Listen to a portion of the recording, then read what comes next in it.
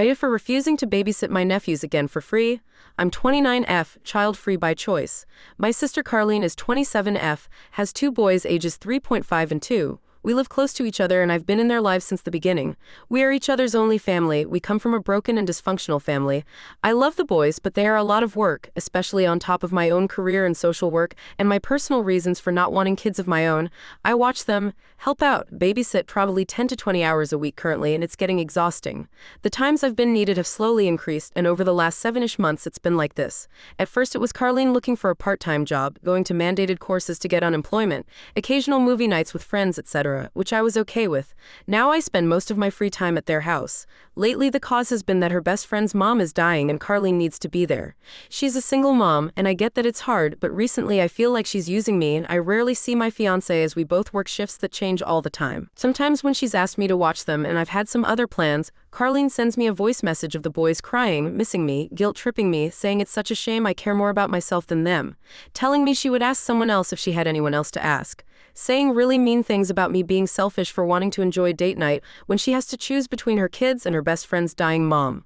I could handle if that's all it was, but now it's also affecting the next time we meet. When I get there, the house is a mess, there's nothing to eat, and they happen to have a day for a shower bath, or Carlene casually mentions I need to put together a gym bag or something similar for them for the next day.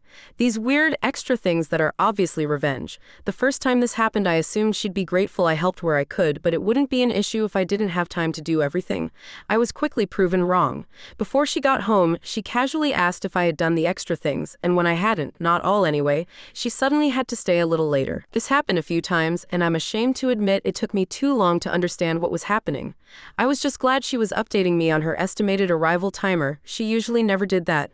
Another thing she does for revenge, I feel like could be my exhausted interpretation, is not prepare meals for the kids or even leave money. When I go to the store, she promises to pay me back, but you guessed it, tries to guilt me into saying she doesn't have to pay. She's also not kept her word about some things she'd promised, saying she doesn't want to do things for me if I can't help her with the boys. The excuses and backtracking on stuff start immediately if I don't do exactly what she wants. The latest example. I asked to borrow a dress for a wedding because I didn't want to buy one, and we had always borrowed each other's clothes, and she agreed. 4 days before the wedding, I couldn't show up as fast as she wanted on a short notice, so she said I could forget about borrowing the dress. She'd forgotten she'd need it herself. I had to panic buy one. Last month, she promised to pick me up after leaving my car for some maintenance, and she didn't show up. I was stranded. Took her 5 hours to answer her phone and get there. She also had the audacity to huff and puff about how inconvenient it was she had to drive me. Sorry this is so long, but it's been mind-blowing writing this all down and seeing what I'm putting up with. I'm such a doormat. So yesterday I told her I couldn't come today when she called desperately needing me to watch the boys for the evening, and when she started her tirade of me being selfish, I kind of just snapped. I told her to shut up and listen. If she thought I was that horrible of a human and so selfish, she had two options. Either stop relying on me so much and letting her kids be exposed to my selfishness, or I'll really start being selfish and will not watch them free of charge ever again, never do anything extra without being compensated. She hung up without saying anything. After I had stopped shaking, I hate confrontation as you can imagine, I started to really panic as I feel like I just lost my last remaining family member. My fiancé said it was long time coming and I should have stood up for myself ages ago, but he's biased as he loves me. I don't really have time for proper friends outside work colleagues, so I don't know who else to ask if I made the biggest mistake of my life. What if I don't see my nephews again? What if I had just done it a bit longer and she'd eased a bit? AITA for telling her to choose between my options? Relevant comments said, Commenter 1 said, your sister is extremely irresponsible and selfish to the core. Is she receiving child support from the father of her children? If so, she should budget for daycare and babysitting. If not, she should pursue legal action. Having kids is a full-time responsibility and she needs to accept this fact. NTA, Op replied, I don't actually know that much about her finances. We don't really talk, I guess. I don't particularly like her as a person. My nephews are the only thing that keep me going back in addition to the weird obligation I feel for the little family I have left. Commenter 2 said, NTA, stop taking her calls. Stand up for yourself. And if you think the boys are in a not great home, abuse, neglect, no food, call CPS. Op said, I'm a mandated reporter due to my profession and I've been trying to distance myself from the situation to assess if I need to make the report, but it's always so subtle and she knows what to avoid doing and saying due to growing up with CPS. Commenter 3 said, where is the kid's father? He should be involved. Op replied, I don't actually know. She got irrationally angry. I asked about him when she was pregnant and I left it at that. Commenter 4 said, "You know that not seeing your nephews again is never going to happen. Your selfish sister has been taking advantage of you for too long, and to her, your standing up for yourself is just a temporary setback in her manipulations. The only way her behavior is going to change is when yours changes. You need to set some clear boundaries and follow them with solid expectations of how you expect her to treat you. For example, guilt-tripping, name-calling, accusations, etc. are to end.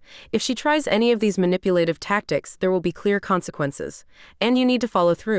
If you tell her you can't babysit and she starts the guilt, you tell her something like no babysitting for a month because of her behavior. Altering your behavior is the only way you can change hers. Oh, and all those times she needs to comfort her friend with the dying mother, you realize those are just BS. She wants free from kids' time and is just trying to play on your empathy. Your sister is a class A-hole," Op replied. "Thank you. I feel so stupid. I only thought about the friend's mom thing being BS like last week. I asked C how she was doing and she took a second too long to remember what I was talking about." Commenter 5 said, "What has your sister done for you in the last year? It sounds like you are a doormat. None of what you said sounds unreasonable. You need to put boundaries now or it will get worse.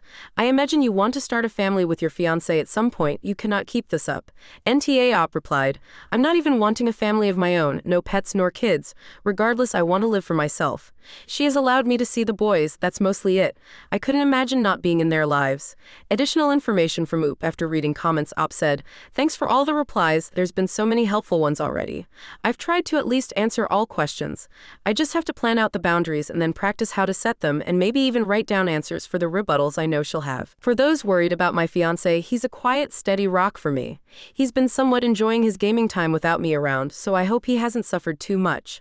I'll focus on communicating with him better too. We're getting married in summer of 26, so we'll have to focus on us." Update: a lot has happened. I'm trying to write concisely.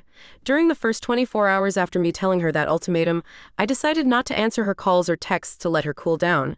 She called 77 times, sent over 100 texts and voice messages. They're mostly just her calling me a horrible person who abandons her family.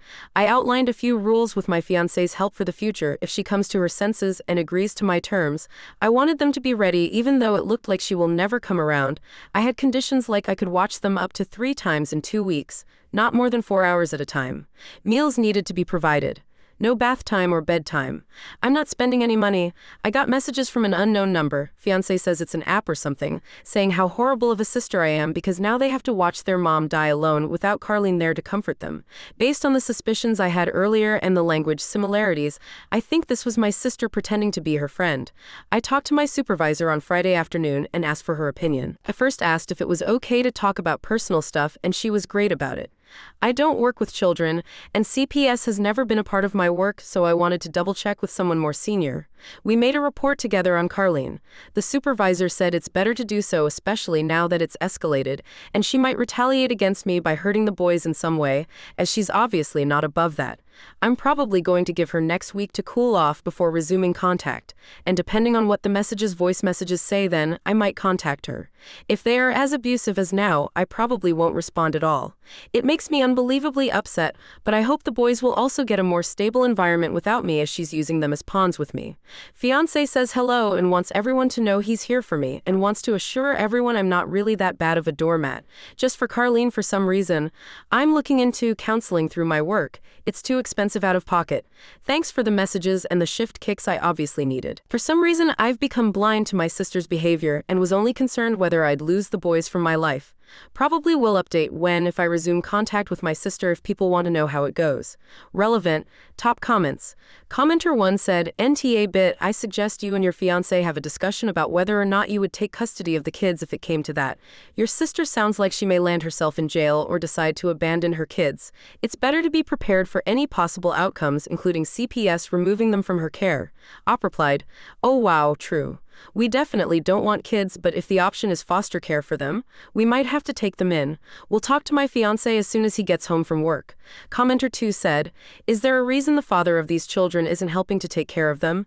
I can't imagine expecting a family member to step in and handle a significant portion of the parenting of my own children. If she wasn't prepared to be a parent, she shouldn't have had 2 children." Up replied, "She got really angry at me when I asked about their dad whenever she was pregnant, and I just left it at that. She hasn't had a long-term boyfriend since high school as far as I know. I don't even know if the kids have a same dad. I kind of doubt it due to their differences in skin shade and features. Commenter 3 said, stand your ground op, and I hope you can get counseling through work. If anything, check with local churches, some have counseling and other services offered. I hope things work out for you. I understand if you have to go NC with her though. Commenter 4 said, I hope you have been keeping all the nasty messages, because you do need to make sure that you have evidence. Your sister is neurotic and abusive. She brought those kids to this world and it's her fault. She is a single mother who is trying to shirk her duties on someone else because she is lazy and wants to be a 21-year-old. Well, sorry, but she can't have that. She is responsible for those kids, not you. Additional information from Op replied, it's only Wednesday and I just blocked her. I don't understand when she sleeps. I've been getting messages calls every 2 to 4 hours since last week. I'm crying because it feels like I'm shutting my nephews out, but this is exhausting. My fiancé has been checking the messages twice a day, making sure there's nothing important in between. I haven't read any of them. It's just her calling me names and cursing at this point, not even coherent sentences. Nothing on the CPS report yet.